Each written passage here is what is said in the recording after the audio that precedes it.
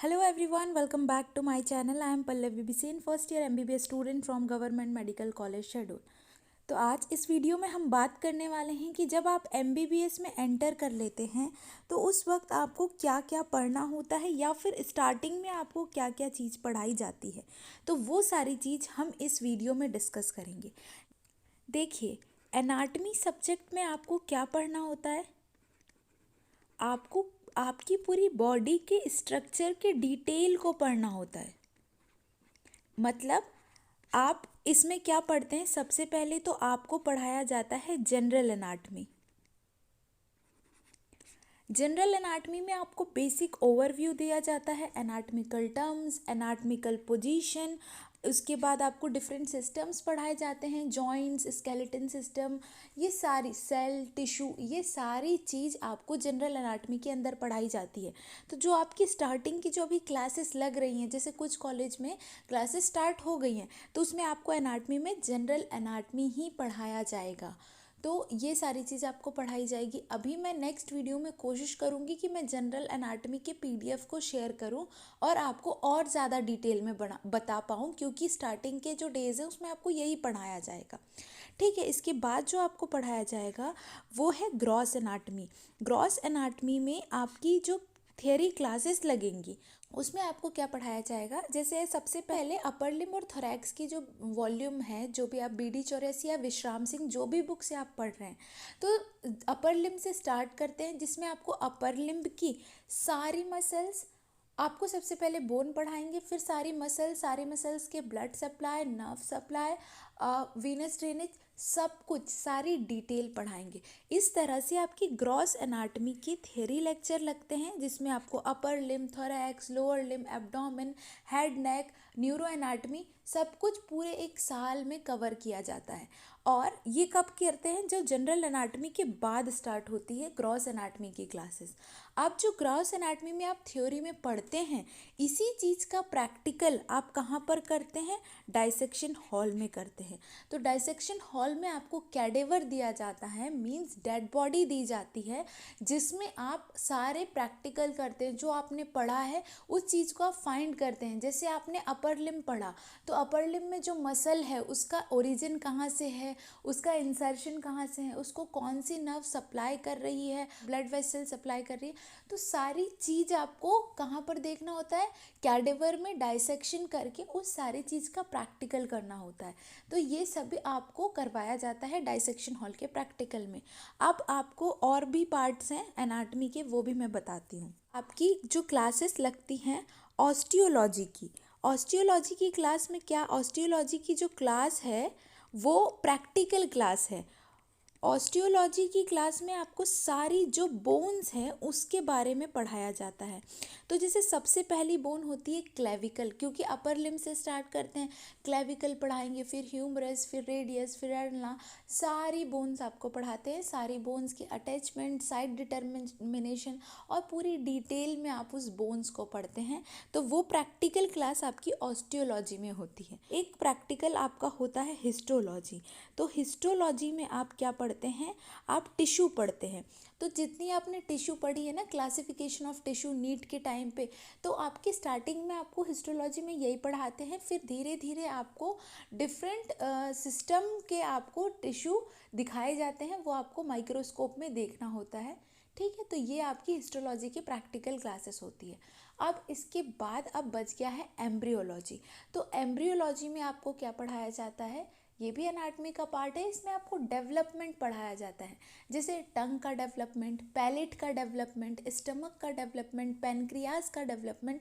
तो बॉडी के हर एक पार्ट का डेवलपमेंट आपको पढ़ाया जाता है एम्ब्रियोलॉजी में।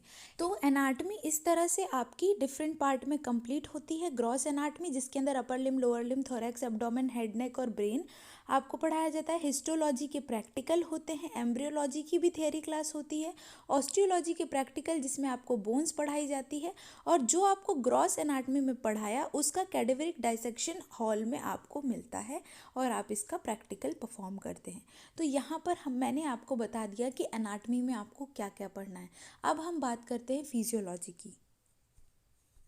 तो फिजियोलॉजी में हम क्या पढ़ते हैं, जो हमारी बॉडी है वो किस तरह से फंक्शन परफॉर्म करती है। जैसे हमारी बॉडी होम्योस्टेसिस कैसे मेंटेन करती है, रेस्पिरेटरी सिस्टम किस तरह से वर्क करता है, एंडोक्राइन सिस्टम किस तरह से वर्क करता है। तो जो आपने 11वीं क्लास की ह्यूमन फिजियोलॉजी पढ़ी है, उसी फिजियोलॉजी को आप समझ लीजिए कि यहाँ बहुत डिटेल में पढ़ाया जाता है, नॉर्मल ह्यूमन फिजियोलॉजी, और पूरे साल में आपको ये सारी चीज़ कवर की जाती है।